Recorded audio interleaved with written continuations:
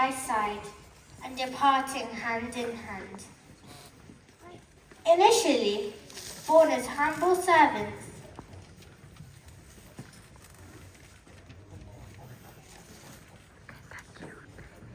their young lives cut short by the kiss of a serpent, then reborn as twin deer.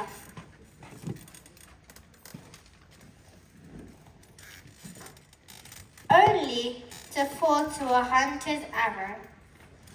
Rebirth followed as a pair of swans to be killed by a fisherman. Finally, born in the Chandal's caste, the lowest caste in ancient India. Despite facing unkindness, these brothers embraced the beauty of Jain teachings and became monks.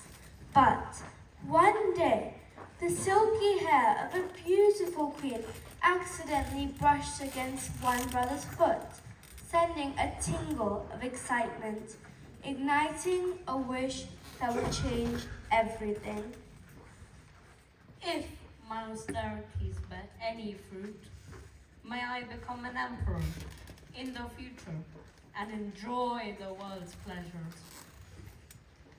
With this wish, their paths split like two rivers flowing from a single mountain, and they were born into separate lives for the first time. Chitra became a wise monk, spending his days in peaceful meditation and helping others. Brahmadatta, however, found himself a powerful emperor living in a golden palace filled with every luxury you could imagine. Chitra one day arrived at a garden in the city where Brahmadatta was the emperor. Here they met, recognized each other, and recalled their past lives and the fruition of their karma. My wish for power has separated us, but I enjoy indescribable pleasures. Are you enjoying similar fruits? My life is rich in a different way, dear Brahmadatta. By choosing to be a monk, my happiness and contentment comes from helping others.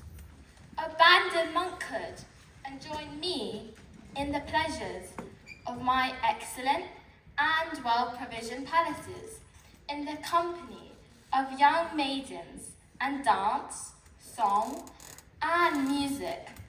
Monkhood, in truth, seems agonizing. Brahmadatta, you are at present enjoying the fruits of the noble deeds of past births, but these are temporary. Just as birds leave a tree devoid of fruits, in the same way, these worldly pleasures abandon man when the acquired punya karmas are exhausted. So abandon these momentary mundane pleasures and choose my noble path. Oh, Chitra, my condition is like an elephant stuck in a swamp. It is indeed able to see the shore, but cannot reach it. I am addicted to these worldly pleasures and cannot leave them. O Emperor, if you cannot renounce worldly pleasures, at least indulge in good and noble deeds. Alas, I see you are very much obsessed with sinful activity. You have no intention of becoming a monk. Farewell to you. My friends, as you can all see, my dear Brahmadatta is not willing to walk on the spiritual path, despite being aware.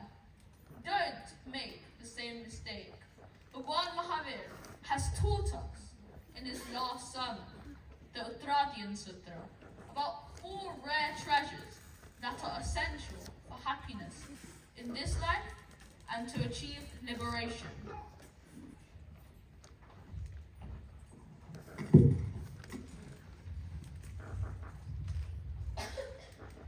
Imagine a magical treasure chest filled with 4 sparkling jewels. Bhagwan Mahavir reveals these precious gifts to us if we take a moment to listen and to absorb. Ah, but here's the first treasure. Rare is the gift of being born as a human, but living a humane life is even rarer, as we can witness from the events going on in this world. The wars, the violence, the drugs, the environmental pollution, and the greed. So, what does Bhagwan Mahavir mean by humaneness? Let us ask the children of SCVP to enlighten us as to some of the qualities we should strive to bring into our lives.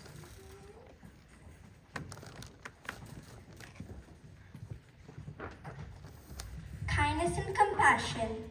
Have a kind and compassionate heart for all in need, including total strangers.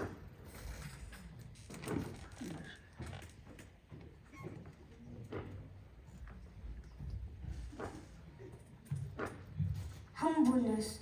Be humble. Recognize that all life is interdependent. Move away from the "it's all about me" syndrome.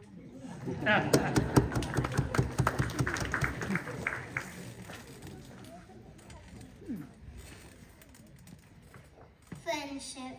Be friends with the whole world, whether it is your family, your friends, your neighbors, even strangers, and the whole of nature.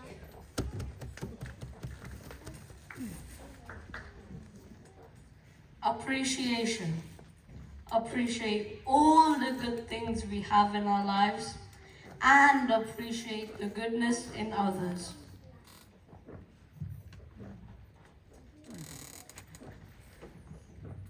Forgiveness. Forgive others who have harmed you with sincere feelings and then forget the past.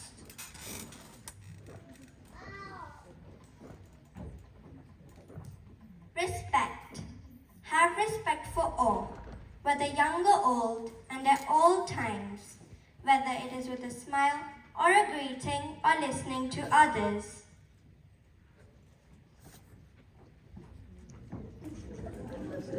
Discipline.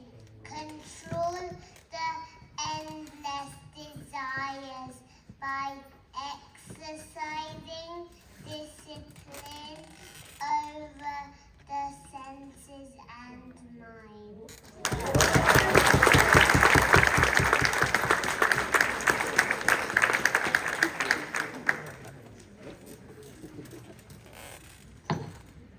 Non-violence.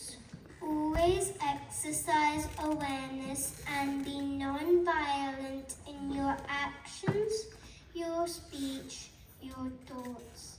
Speak sweet words, think beautiful thoughts, and do good work at all times.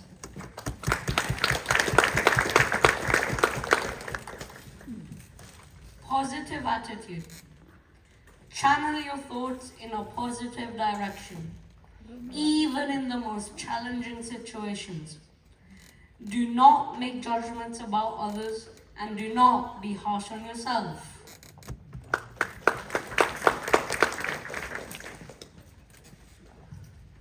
Truthful. Strive to speak the truth, but use language which is not hurtful to others. So, truly, living a life of humaneness is very rare and an opportunity that should not be wasted. We are all surely blessed. And Yuvraj, what is the second treasure?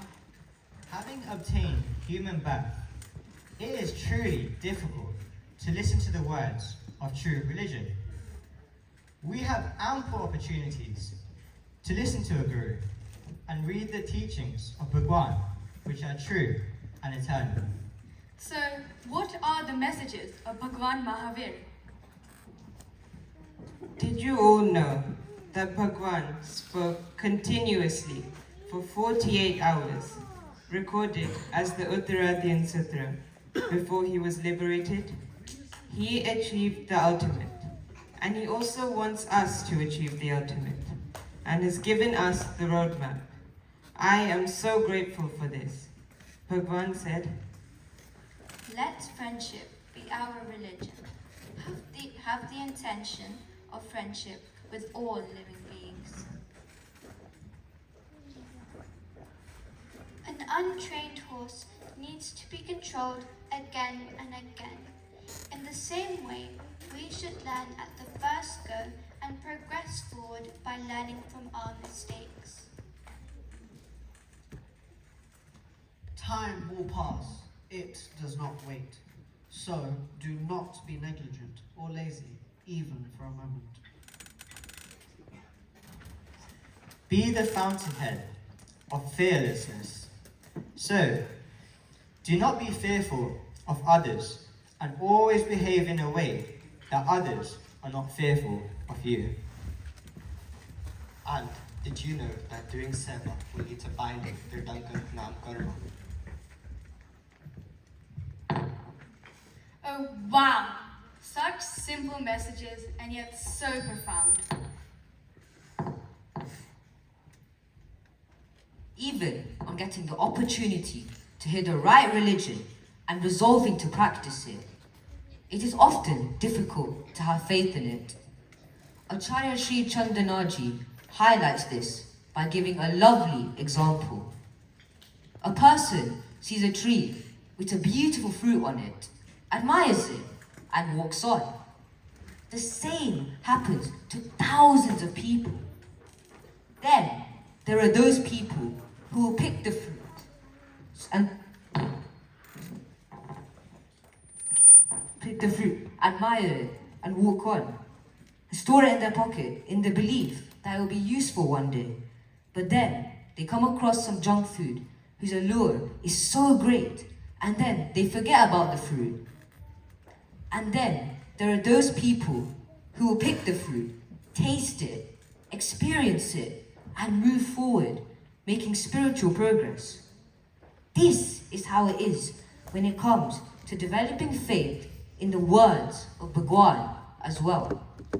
We may listen to the words, but the real magic happens when we absorb them and live by them. This is the third of the magical jewels as explained by Mahavir Bhagwan. Then what is the fourth and final treasure that is difficult to obtain? Even after living a life of humaneness, hearing the true religion, and believing in it, many people are unable to practice it. We can always find excuses to convince ourselves why our spiritual pursuits can be interrupted or abandoned. If you have true faith, then resolve to walk on the path of spirituality, live a life full of positivity, and always be ready to serve others. That is all so interesting.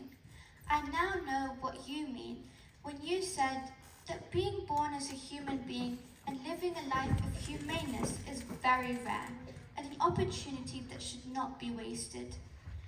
And it can be such an amazing adventure. Through the grace of Pujya Acharya Sri Chandaji and Sadhvi Sri Shilapaji, we are all very grateful here at SCVP to learn about the teachings of Mahavir Bhagwan. Today, as we remember the day Mahavir Bhagwan reached ultimate bliss, we all bow our heads and say with the utmost devotion a special thank you prayer, feeling grateful and humble in our hearts.